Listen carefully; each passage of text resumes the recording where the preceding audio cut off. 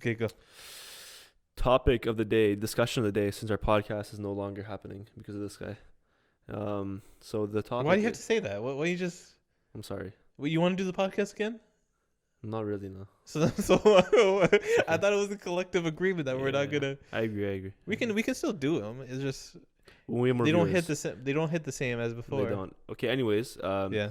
the topic today is: should John Jones go back to light heavyweight to fight Jan Blachowicz after he took care of Dominic Reyes and Adesanya? I would be interested to see that fight just because of how much analysis we did for the first fight, where we looked at every aspect of Jan's game and how he does against these taller fighters, which Izzy wasn't that much taller than him, but how does he do with the speed advantage? So I would be interested to see. I don't know if John comes back down, because he made. Now, I remember we talked about this before, about the whole John is going to go up and put on mass and all that kind of stuff. Like, I don't buy it anymore. Like, I think he was just using that as a using that as something to hold off on a fight or a decision, all that kind of stuff, because it was not until recently that rumors came out that he just started doing MMA training. Like, it started his MMA camps. So he was doing mass training before that then? Before that, he was literally just lifting weights the entire time. That's good. Yeah, but my point is, I don't buy, he was, all this time, he was just, trying to get bigger and stuff. He's already huge before all this weightlifting. He was already big in that range. He's at 240. Say he's at 240. And his walking around weight before was at 225, 230. So what? He really just put 10 pounds of weight in a year plus? I don't really buy it. So for John to go back down to 205, I think it's plausible. But for one fight, I don't think Jan would be that fight that he would come back for. Because if he goes and beats Jan, and then what? What happens? Has to go back up to heavyweight. He's already pretty heavy, right? He's already established the fact that he's the best light heavyweight of all time. Yeah. There's nobody else that really comes close to his resume or just to his skill set. Yeah. So to go down to beat Jan, Jan is he's a big figure in MMA now, but he's not as big as all these other guys. And do you think that if the fight happened, it would be kind of like the Izzy Jan, but with Jones, because he has more grappling, right? Yeah, I think it would go different though, because Izzy and John Jones are very different skill sets. Yeah. John Jones likes to put on the pressure a lot. He will throw a lot more from outside and a lot more tools that he'll use because he's a lot bigger. As well, he does have offensive grappling, so he doesn't have to worry about being too close and getting taken down like Izzy. Izzy got too close and he got taken down. As well, John Jones uses a lot more elbows for standing up as well. So it's spinning elbows. It's a completely different game with Jan and John Jones. Jan is you know what I like about Jan? This guy, somebody told him when he first started fighting, keep your chin down at all times. Yeah. He's like, yeah. He completely has it like this in the entire fight. He knows how to protect his chin.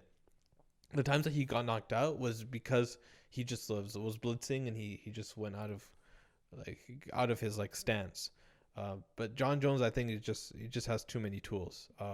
The reason why Jan was able to beat Izzy was because of grappling and being safe. But John Jones just doesn't have to worry about the grappling. He doesn't have to worry about the other guy being more powerful than him, right? He's not afraid to engage. He's shown that he's able to take shots. John Jones has taken shots from Alexander Gustafsson to Thiago Santos to all these big guys. Thiago Santos knocked out Jan, right?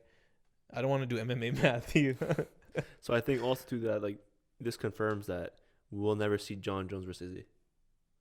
No, against Izzy? Yeah. No, I don't think it's not impossible. MMA is so wild. It could happen.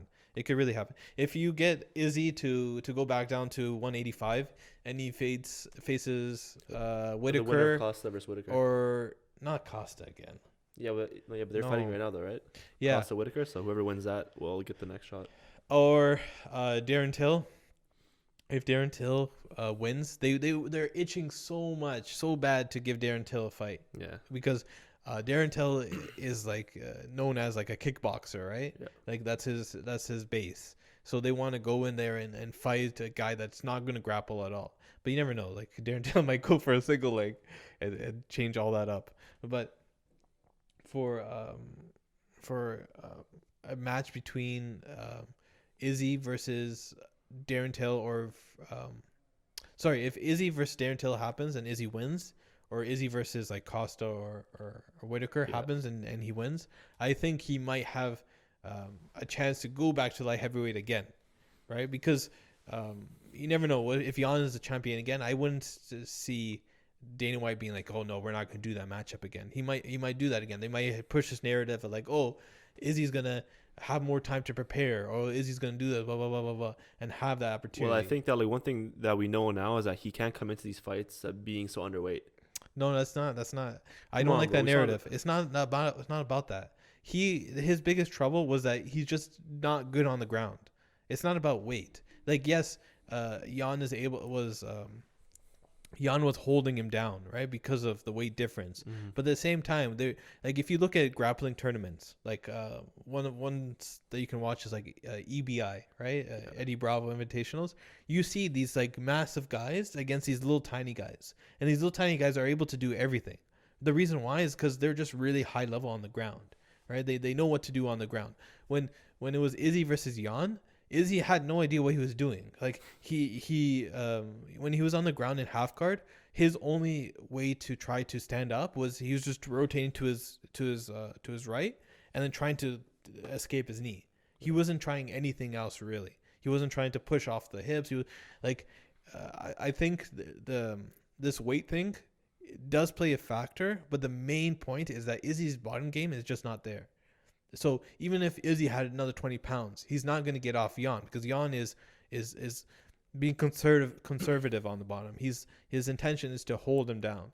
But if you got a guy that is Izzy's size and is high level grappling at 185, I think at least he would have gotten into full guard again. I think at least he would have stopped transitions or got his back to the fence and got back up or something. But Izzy, that's a different. That's why I wanted to make that video about the weaknesses, is because I think that's gonna show up again. I'm not sure if it's gonna show up at 185 or 205, but it's probably gonna show up again in the near future. Do you even have a timer?